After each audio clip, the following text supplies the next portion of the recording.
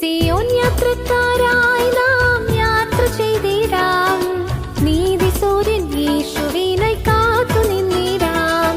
സിയോൻ യാത്രക്കാരായി നാം യാത്ര ചെയ്തിടാം, നീതി സൂര്യൻ യേശുവിനായി കാത്തു നിന്നിടാം. നല്ല പോർ പൊരുതിടാം, വിശ്വാസത്തിൽ നിൽക്കാം, ജീവകിരീടം പ്രാപിക്കാൻ നാം കാത്തു നിന്നിടാം. നല്ല പോർ പൊരുതിടാം, വിശ്വാസത്തിൽ നിൽക്കാം, ജീവകിരീടം പ്രാപിക്കാൻ നാം കാത്തു നിന്നിടാം. സിയോൻ യാത്രക്കാരായി നാം യാത്ര ചെയ്തിടാം, നീതി സൂര്യൻ യേശുവിനായി കാത്തു നിന്നിടാം. സിയോൻ യാത്രക്കാരായി നാം യാത്ര ചെയ്തിടാം, നീതി സൂര്യൻ യേശുവിനായി കാത്തു നിന്നിടാം. ഇപ്പോൾ നാം ശ്രവിച്ചുകൊണ്ടിരിക്കുന്നത് മോർണിംഗ് വോയിസ് എന്ന ആത്മീയ ശുശ്രൂഷയാണ്. ഇന്ന് ഫിലിപ്പിയ ലേഖനത്തിൽ നിന്നും കർത്താവിൻ്റെ ദാസൻ വിനോദ് തോമസ് കോട്ടയം ധ്യാനചിന്തകൾ പങ്കുവയ്ക്കുന്നു.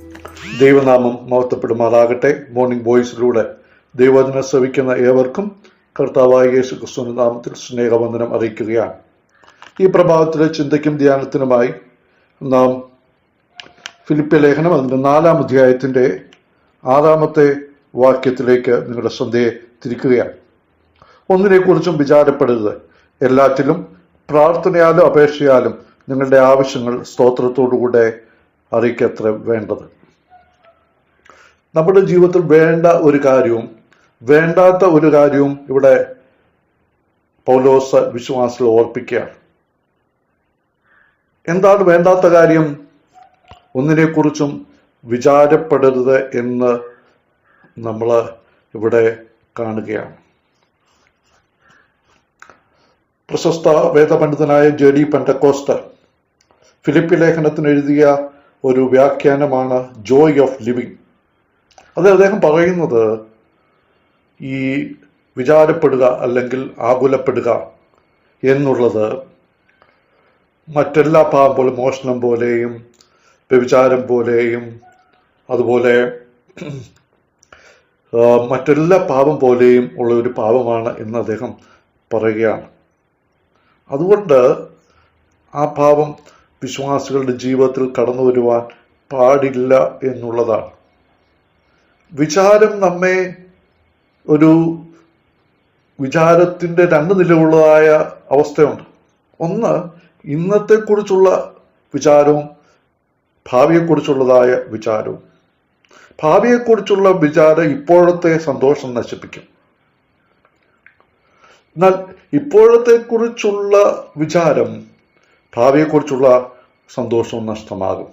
അങ്ങനെ ഇപ്പോഴും ഭാവിയെക്കുറിച്ചും ഒക്കെ വിചാരപ്പെടുവാൻ ഇടയായിത്തീരും. കർത്താവായ യേശുക്രിസ്തു 2 കള്ളന്മാരുടെ മധ്യത്തിൽ ക്രൂശിക്കപ്പെട്ടതുപോലെ നാമും ക്രൂശിക്കപ്പെടാൻ ഇടയുള്ള 2 കാര്യങ്ങളുണ്ട്. ഒന്ന്, ഇന്നലെയെക്കുറിച്ചുള്ള ആ കുറ്റബോധം നൽകുന്ന ഒരു ഭാരം വിചാരം. നാളെയെക്കുറിച്ചുള്ള ആകുല നൽകുന്ന ഒരു ഭാരം, ആകാംക്ഷ. ഇത് 2ന്റെയും മധ്യത്തിൽ നാം കെട്ടപ്പെട്ടു പോകാനുള്ള സാധ്യതയുണ്ട് എന്ന് നാം മനസ്സിലാക്കണം. അപ്പോൾ ഇവിടെ വർത്തമാനകാലത്തിലാണ് പൗലോസ് പറയുന്നത് നാം വിചാരപ്പെടരുത് എന്ന് നമുക്ക് കാണുവാനായിട്ട് സാധിക്കും. നമ്മുടെ കർത്താവ് ഇക്കാര്യം പറയുന്ന മത്തായി 6:25 മുതൽ 33 വരെ നമുക്ക് കാണുവാനായിട്ട് സാധിക്കും. അവിടെ കർത്താവ് പറയുന്നുണ്ട്, ഭക്ഷണത്തെക്കുറിച്ചും അതുപോലെ വസ്ത്രത്തെക്കുറിച്ചും അതുപോലെ ഭാവിയെക്കുറിച്ചും ഒന്നും ചിന്തിച്ച് വിചാരപ്പെടരുത് എന്നാണ് അവിടെ നമുക്ക് കാണുവാൻ സാധിക്കുന്നത്.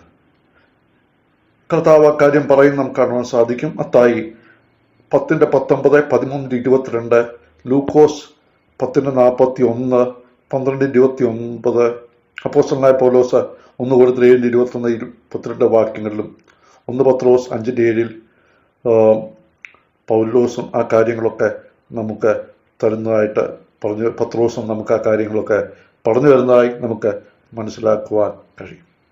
നാം പുതിയ നിയമത്തിൽ ഈ വിചാരപ്പെടുക എന്നുള്ള പ്രയോഗം 17 പ്രാവശ്യം കാണുന്നുണ്ട്. വിചാരപ്പെടാതിരിക്കാനുള്ള കാര്യം. പലതിനെ ചൊല്ലി വിചാരപ്പെടുന്ന ഒരു മാർഗത്തെക്കുറിച്ച് നമ്മൾ ലൂക്കോസ് സുവിശേഷം 10-ാം അധ്യായത്തിൽ കർത്താവായ യേശു ക്രിസ്തു പറയുന്നത് നമുക്ക് കാണുവാൻ സാധിക്കും.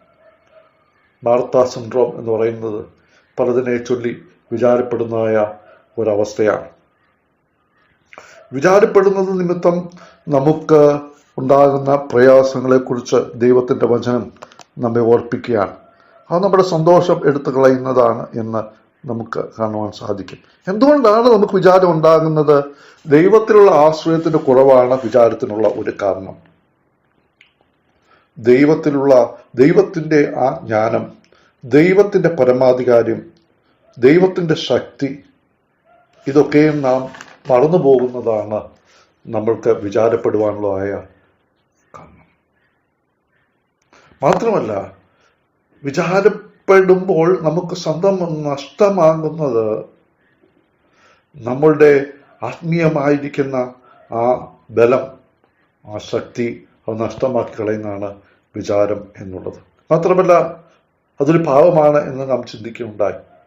അപ്പോൾ ഇതിനുള്ള മറുമരുന്ന് എന്താണ് എന്നിവിടെ പൗലോസ് ഓർപ്പിക്കുകയാണ്. ഇതിനുള്ള മറുമരുന്ന്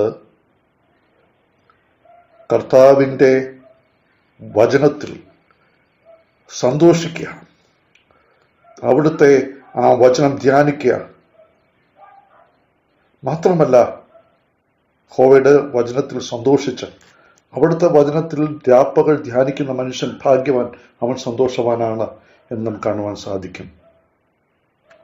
മാത്രമല്ല, എല്ലാറ്റിലും, എല്ലാ പ്രതിസന്ധികളുടെ മധ്യത്തിലും, ജീവിതത്തിൻ്റെ കർത്താവിന് വേണ്ടി നാം ജീവിക്കുമ്പോൾ നേരിടുന്ന പ്രശ്നങ്ങളുടെയും പ്രതിസന്ധികളുടെയും മധ്യത്തിൽ എന്താണ് ഉള്ള മറുമരുന്ന്?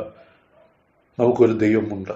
അതാണിവിടെ പൗലോസ് പറയുന്നത്. ദൈവത്തോട് നമുക്ക് നമ്മുടെ പ്രശ്നങ്ങളും പ്രതിസന്ധികളും ആകുലങ്ങളും ആവശ്യങ്ങളുമെല്ലാം അറിയിക്കുവാനായിട്ട് കഴിയുന്നു.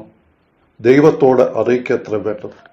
അഥവാ നമ്മളെ ശ്രദ്ധിക്കുന്ന, നമ്മുടെ ആകുലതകളും ആ ഭാരങ്ങൾ ഏറ്റെടുക്കുവാനും പരിഹാരം നൽകുവാനും ഒരു കർത്താവ് നമുക്ക് വേണ്ടി ജീവിക്കുന്നുണ്ട് എന്നുള്ളതാണ്. അതുകൊണ്ട് എന്താണ് നാം ചെയ്യേണ്ടത്?